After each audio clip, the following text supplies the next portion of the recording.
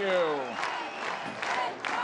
Thank you. Ladies and gentlemen, it is not only an honor, but exciting to be here in اشرف 3. We gathered in some great meetings in Paris at this time of the year. The crowds were enormous. I never, even when I was running for Vice President of the United States, spoke to a crowd bigger than I spoke to when the PMI MEK met in Paris. And as they say in the movie, we will always have Paris, right? But there is nowhere I would rather be today than in اشرف 3. And let me explain why in first personal terms. For years, particularly the Iranian-American community, led by some great representatives in Washington, the cause of the residents of Ashraf, the cause of what I would call the prisoners of the bizarrely insane name Camp Liberty, was embraced by more and more members of Congress of both political parties. You were a cause. We were irritated and anxious when your freedom was repressed, when you were let down, when you were treated unfairly, including by the United States of America. We were hurt and heartbroken and angry when you were terrorized and murdered in Camp Liberty by Iranian forces. But you were a cause to us. This weekend, we have met you. You are real people. We have heard your stories. You have deepened our commitment to stand with you every step of the way, from the hell that you lived in Camp Liberty to the heaven that will be life in liberated Iran.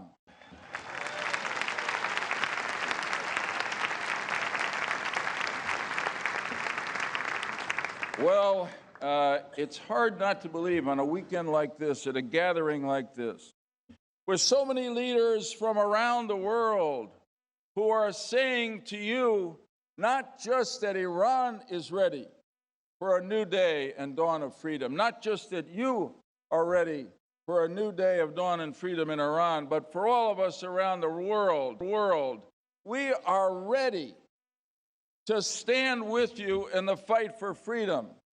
And though our language skills might not be great, we have all learned a phrase this weekend, Hazer, Hazer, Hazer. We are ready, and we will stand with you every step of the way.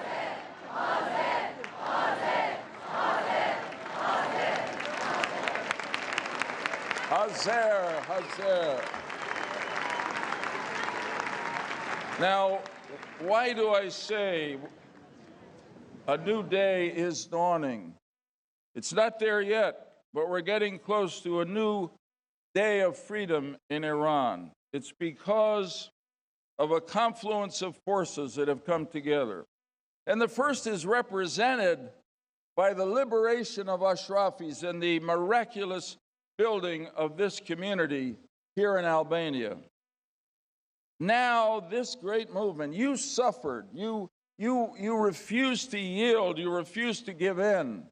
But right alongside you was the NCRI and the MEK, led by Mrs. Mariam Rajavi.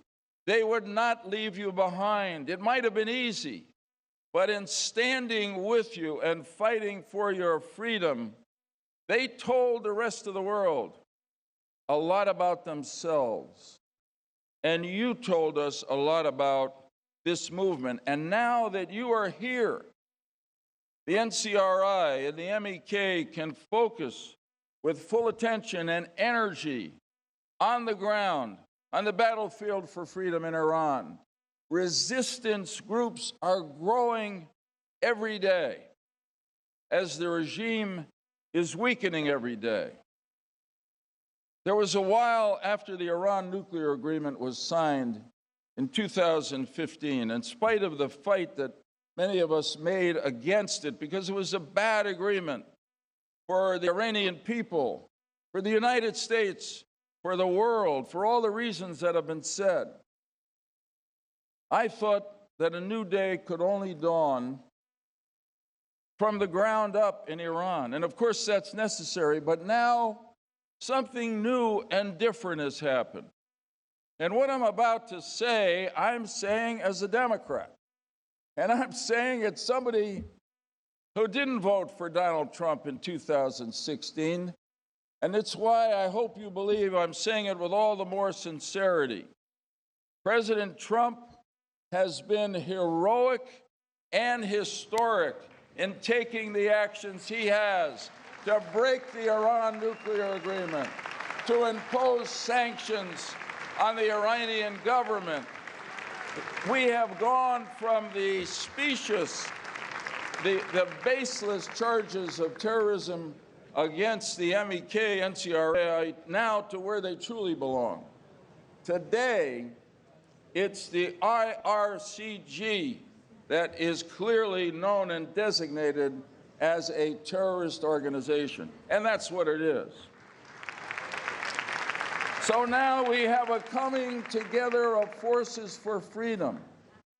People angry, upset, deprived of their freedom, deprived of their opportunity, sick of this radical religious dictatorship that has seized the great nation and holds it captive. They're yearning to be free. Now we have resistance organizations like the gathered together in the NCRI, building networks throughout the country. And now we have the United States of America. And hopefully, as Rudy said so eloquently and passionately, our allies in Europe and throughout the free world standing against this regime in Tehran and for the people of Iran. Yes, my friends, the day of freedom in Iran will soon be dawning if we stick together and make it happen. And we can, and we will. Now, there'll be people, particularly at this moment of opportunity, who will argue for accommodation with the regime in Iran because they will say it's impossible to overthrow a regime like this. They will argue for appeasement. And we know where that got Chamberlain with Hitler in Europe during the 1930s. It got us World War II and millions of deaths in that war. So don't listen to the appeasers. Don't listen to the accommodationists. Don't listen to the pessimists. There were pessimists who said to a hardy band of brothers and sisters in colonial revolutionary America who had the audacity to want to declare their freedom from the United Kingdom, well, then Britain, the king, the monarch, one of the greatest empires in the world. But they didn't listen to the accommodationists and the appeasers and the pessimists. They band together and they won their freedom, just as you will win your freedom as we band together with you in that historic cause. History is on your side. In the end, freedom and justice and right always prevail, and that is what the NCRI and the MEK represent. Yes, my friends, Hazer, Hazer, Hazer.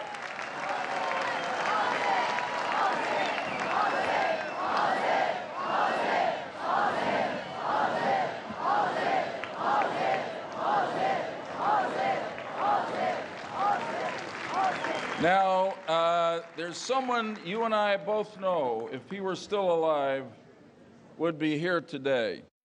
A great fighter for human rights throughout the world and a devoted believer in the cause of freedom for the people of Iran and the cause of the NCRI PMI MEK. And that is my dear and our dear beloved friend of blessed memory, the Honorable John S. McCain, Senator from Arizona. Now, thank you.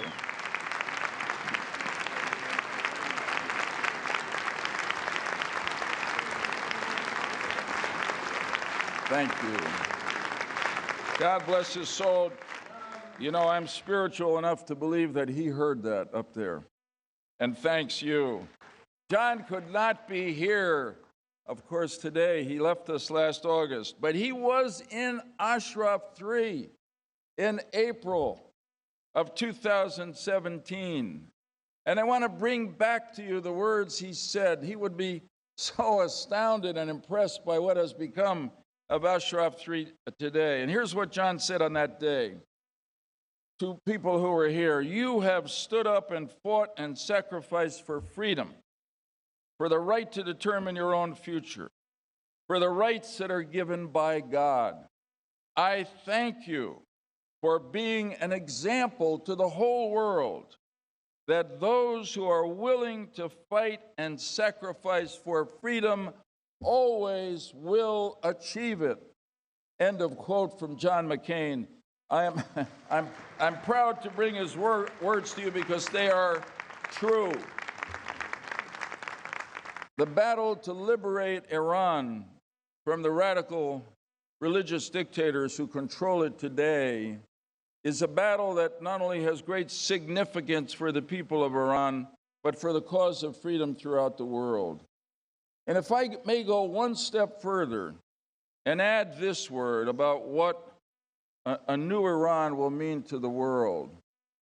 One of the great and really unnecessary conflicts that destabilizes our world is the battle that was begun by radical extremists who have exploited and expropriated the religion of Islam. It's created conflict within Islam. It's created conflict between Muslims and non-Muslims. It's created bigotry and anti-Muslim feeling in the non-Muslim world. It all began, it began with thinkers long ago, radical thinkers, but it really began with the revolution in Iran. And it will end when those who led that revolution, who have imposed a radical religious dictatorship on Iran, who have carried out aggression in countries throughout the region, who have supported terrorists, Islamic extremist terrorists, Shia and Sunni, regardless, because they agree with the extremism and radicalism.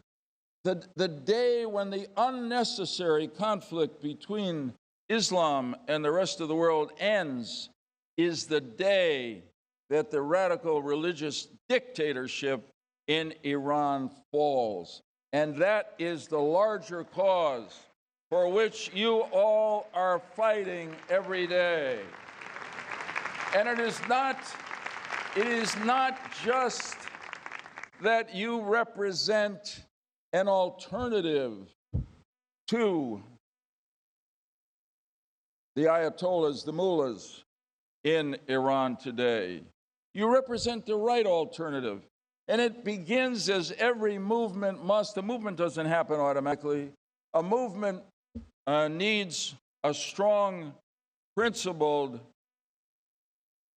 collaborative leader. And that is what you have, thank God, in Mrs. Maryam Rajavi. She is able, she is principled, she is visionary, she is selfless. She cares for every one of you. Yesterday, my wife and I walked through the exhibition here, the 120,000 martyrs, with Mrs. Rajavi.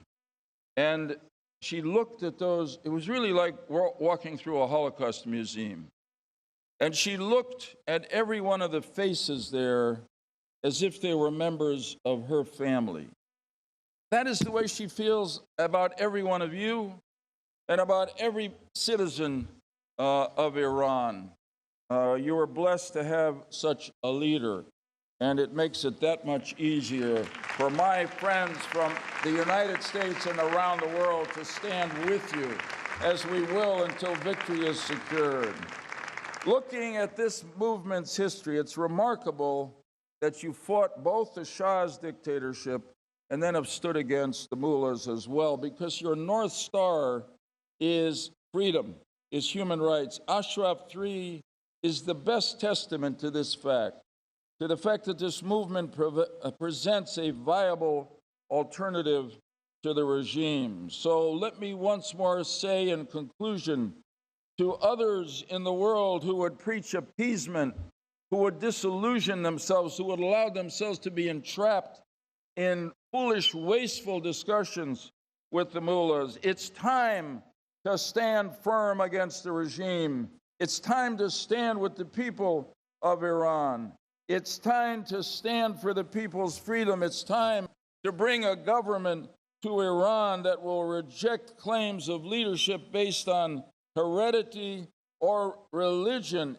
The people of Iran deserve a government that is accountable to them, a government of the people, by the people, and for the people. And together, yes, we can. We are ready. Hazer, Hazer, Hazer.